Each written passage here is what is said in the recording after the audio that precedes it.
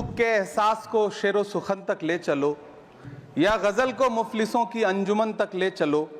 मुझको नज़्मो ज़ब्त की तालीम देना बाद में, पहले अपनी रहबरी को आचरण तक ले चलो। मैं आपसे जानना चाहता हूं कि ये नुक्ता हटा करके आप देवनागरी भाषा को मजबूत कर रहे हैं या उसे कर्कश और कमजोर बना रहे हैं। नदियों को साफ मत करिए, उन्हें गंदा मत होने दीजिए, नदियां अपने आप साफ हो जाएंगी। शांति स्थापित करने के लिए भाषण मत दीजिए, अशांति फैलाना बंद कर दीजिए, शांति अपने आप स्थापित हो जाएगी। इमरान प्रतापगढ़ी, 6 मिनट आपके पास। माइक। धन्यवाद सभापति महोदय।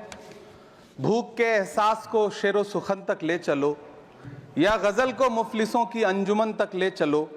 मुझको नज़्मो ज़ब्त की तालीम देना बाद में, पहले अपनी रहबरी को आचरण तक ले चलो। सभापति महोदय, मैं न्यू एजुकेशन पॉलिसी पे बात करने के लिए खड़ा हुआ हूं। माननीय मंत्री जी यहां मौजूद हैं। न्यू एजुकेशन पॉलिसी कहती है कि हमारा जोर टीचर्स ट्रेनिंग पर होना चाहिए, लेकिन जो नेशनल सैंपल सर्वे ऑफिस का आंकड़ा है वो कहता है कि इस देश में सिर्फ 13% टीचर हैं जो ट्रेंड हैं। तो मैं माननीय मंत्री जी से जानना चाहता हूं कि क्या जो 87% टीचर्स हैं जिन्हें ट्रेनिंग देने की अभी जरूरत है, उनको ट्रेनिंग देने के लिए हमारे पास क्या रोड मैप रहेगा, और क्या हमारे पास इतने बड़े पैमाने पर कॉलेजेस हैं, रिसोर्सेज हैं जिनसे उन्हें ट्रेन किया जा सके। हमारी न्यू एजुकेशन पॉलिसी कहती है कि टेक्नोलॉजी पे जोर दिया जाए, और टेक्नोलॉजी के सहारे पढ़ाई को हमने कोविड के दौरान देखा भी है कि किस तरह से बच्चों को टेक्नोलॉजी के सहारे पढ़ाया गया। लेकिन मैं माननीय मंत्री जी से पूछना चाहता हूं कि जब इस देश में 80 करोड़ लोग 5 किलो राशन पे गुजारा कर रहे हों, तो क्या उन परिवारों तक इंटरनेट, कंप्यूटर, लैपटॉप जैसी सुविधाएं पहुंचाने के लिए कोई रोड मैप है ताकि उनके बच्चों को शिक्षित किया जा सके? मैं एक बहुत महत्वपूर्ण बात और सभापति महोदय यहां कहना चाहता हूं कि माइनॉरिटी कम्युनिटी से जुड़ा हुआ जो मदरसा एजुकेशन का पैटर्न है, उस पे बहुत गंभीरता से माननीय मंत्री जी से पूछना चाहता हूं कि जो न्यू एजुकेशन पॉलिसी है, कुछ मदरसे ऐसे हैं जिनको सरकार रिकॉग्नाइज करती है, लेकिन कुछ बड़े शिक्षण संस्थान हैं, नदवा और देवबंद जैसे, क्या न्यू एजुकेशन पॉलिसी के कॉन्टेस्ट में आपने इन बड़े संस्थानों से डायलॉग करने का कोई मानक या कोई बातचीत शुरू करने का प्लान बनाया है या नहीं, ये मैं पूछना चाहता हूं। और एक बहुत महत्वपूर्ण बात मंत्री जी से मैं पूछना चाहता हूं कि बहुत सारे माइनॉरिटी इंस्टीट्यूट थे जहां पर स्कॉलरशिप का प्रावधान था, लेकिन आपने मौलाना आजाद नेशनल फेलोशिप को एक झटके में बंद कर दिया। हजारों लाखों छात्र जो उस स्कॉलरशिप के भरोसे अपनी शिक्षा ग्रहण कर रहे थे। एक तरफ प्रधानमंत्री जी कहते हैं सबका साथ सबका विकास, एक हाथ में कंप्यूटर एक हाथ में कुरान, लेकिन जब स्कॉलरशिप आप बंद कर देते हैं तो गरीब तबके से आने वाला अल्पसंख्यक समुदाय के जो बच्चे हैं, उनकी शिक्षा व्यवस्था को लेकर के, उनकी शिक्षा को आगे बढ़ाने को लेकर के आपके पास क्या प्लान है? मैं माननीय शिक्षा मंत्री जी यहां पर बैठे हैं, उनसे कहना चाहता हूं कि पूरे देश में, पूरी दुनिया में प्रधानमंत्री जी जाकर के महात्मा गांधी जी की मूर्ति के सामने सर झुकाते हैं, उन्हें फूल चढ़ाते हैं, लेकिन आप ही की सरकार NIT कैलिकट में प्रोफेसर साइजा ए को योजना और विकास विभाग का डीन बना देती है, जो खुल करके कहती हैं कि मेरी नजर में नाथूराम गोडसे तो बहुत महान था। तो आपकी नई एजुकेशन पॉलिसी ये है, इस दिशा में जा रही है।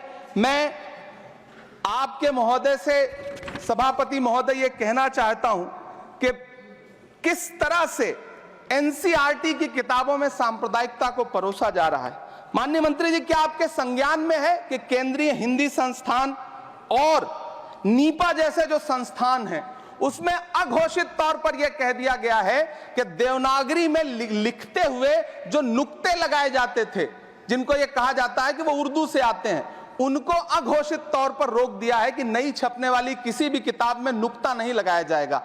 एनसीईआरटी की किताबें छापने वाले, लिखने वाले कई लोगों से मेरी व्यक्तिगत बात हुई। उनका यह कहना था कि हमें ऊपर से आदेश है, हालांकि ऐसा कोई लिखित आदेश नहीं है। तो मैं आपसे जानना चाहता हूं कि यह नुक्ता हटा करके आप देवनागरी भाषा को मजबूत कर रहे हैं या उसे कर्कश और कमजोर बना रहे हैं? यह मेरा माननीय मंत्री जी से अनुरोध है और यह मैं उनसे जानना चाहता हूं। सभापति महोदय, पीएम श्री विद्यालय को लेकर के बहुत बातें हुई। मैं एक चीज कहना चाहता हूं कि गाजीपुर एक जिला है उत्तर प्रदेश में, वहां वीर अब्दुल हमीद विद्यालय है धामूपुर गांव में। पिछले दिनों पीएम श्री कंपोजिट स्कूल का नाम लेकर के उस स्कूल का नाम बदल दिया गया। उसके सहारे भी सांप्रदायिकता परोसने की कोशिश की गई। जब सोशल मीडिया पे बहुत हंगामा खड़ा हुआ, हम सारे लोगों ने आवाज उठाई, तब फिर से बेसिक शिक्षा अधिकारी ने नाम बदल करके पुनः उसका नाम वीर अब्दुल हमीद, जो परम चक्र विजेता हैं, उनके नाम पे करने का काम किया। ये इस योजना के थ्रू भी सांप्रदायिकता को जो परोसने का काम किया जा रहा है, उसको मंत्री जी के संज्ञान में है यह बात या नहीं, और रोकने के लिए क्या काम करेंगे? एनसीईआरटी की जो किताबें हैं उनसे हिंदू मुस्लिम एकता के जो चैप्टर हटाए जा रहे हैं। महोदय, एनसीईआरटी की किताबें बच्चों का ज़हन तैयार करती हैं। आप बेसिक तौर पे एक नया इतिहास पढ़ाने के चक्कर में बच्चों को, छोटे बच्चों को जो गुमराह करके उनको एक झूठा इतिहास पढ़ाने का प्रयास कर रहे हैं, आगे चल के दुनिया में वो बच्चे कहां सस्टेन करेंगे? तो मैं माननीय मंत्री जी से कहना चाहता हूं कि शिक्षा और धर्म को एक दूसरे से अलग रहना चाहिए। मैं आज इस विषय पे बात करते हुए एक बहुत महत्वपूर्ण बात और कहना चाहता हूं कि दिल्ली विश्वविद्यालय में पाठ्यक्रम में जो बदलाव किए गए हैं, जिसमें राजनीति विज्ञान के पाठ्यक्रम से भीमराव रामजी अंबेडकर, मोहनदास करमचंद गांधी, मोहम्मद इकबाल और भारत के संविधान पर आधारित शोध पत्रों को हटाया गया है। दलित लेखक बामा और सुकीरथ राणा को अंग्रेजी पाठ्यक्रम से हटाया गया है। क्या ये चीजें माननीय मंत्री जी के संज्ञान में है? समय बहुत कम है। मैं इस नई एजुकेशन पॉलिसी पर आदरणीय मंत्री जी से और सरकार से इतना कहना चाहता हूं कि आप बदलाव के नाम पर ये जो नई चीजें लेकर के आ रहे हैं, कैंपस में जिस तरह की गुंडागर्दी, अभी एक माननीय सदस्य ने बोलते हुए जेएनयू का जिस तरह से जिक्र किया कि जेएनयू में इस तरह के नारे लगे, कुछ नकाबपोश लोग आते हैं, नारे लगाते हैं, चले जाते हैं, पुलिस सालों साल गुजरने के बाद उन नकाबपोश लोगों को ढूंढ नहीं पाती है। इतने प्रतिष्ठित शिक्षण संस्थानों को बदनाम करने के लिए जो तरीका सरकार इस्तेमाल कर रही है वो बहुत शर्मनाक है। पिछले दिनों एक महिला भी नकाबपोश, जिसने छात्रावास में लाठी बरसाई थी, डंडे चलाए थे, वो आज तक उसकी पहचान नहीं की जा सकी, दिल्ली पुलिस उसे ढूंढ नहीं सकी। जामिया की लाइब्रेरी में जिस तरह से लाठियां बरसाई गई थी, उनके जख्मों के निशान आज तक नहीं सूखे हैं। अलीगढ़ मुस्लिम विश्वविद्यालय को लेकर के वहां के सांसद जिस तरह की भाषा का इस्तेमाल करते हैं, वो बहुत शर्मनाक है। माननीय मंत्री जी और सरकार से मैं आपके माध्यम से पूछना चाहता हूं और यह कहना चाहता हूं, आप बदलाव के नाम पर जो नई चीज लाने की कोशिश कर रहे हैं, महोदय, नदियों को साफ मत करिए, उन्हें गंदा मत होने दीजिए, नदियां अपने आप साफ हो जाएंगी। सभापति महोदय, मैं तो कहना चाहता हूं कि जंगल मत उगाइए, बस पेड़ों को काटना बंद कर दीजिए, जंगल अपने आप उग जाएंगे। मैं तो सरकार से कहना चाहता हूं कि शांति स्थापित करने के लिए भाषण मत दीजिए, अशांति फैलाना बंद कर दीजिए, शांति अपने आप स्थापित हो जाएगी। मैं तो कहना चाहता हूं कि प्रेम फैलाने पर लंबे लंबे लेख मत लिखिए, बस नफरत करना बंद कर दीजिए, प्रेम अपने आप फैल जाएगा। ये जो नई एजुकेशन पॉलिसी है, इसमें जिस तरह से गरीब तबके के लोगों को, हाशिए पर मौजूद लोगों को शिक्षा से दूर करने का प्रयास किया जा रहा है, वो बहुत शर्मनाक है। शिक्षा को निजीकरण की तरफ जिस तरह ले जाया जा रहा है, वो बहुत शर्मनाक है। माननीय मंत्री जी इस पर सोचें और इसे सुधार करने का प्रयास करें। इस सदन की तरफ से शायद इससे बेहतर बात, इससे बेहतर सुझाव हम नहीं दे सकते। बहुत बहुत धन्यवाद।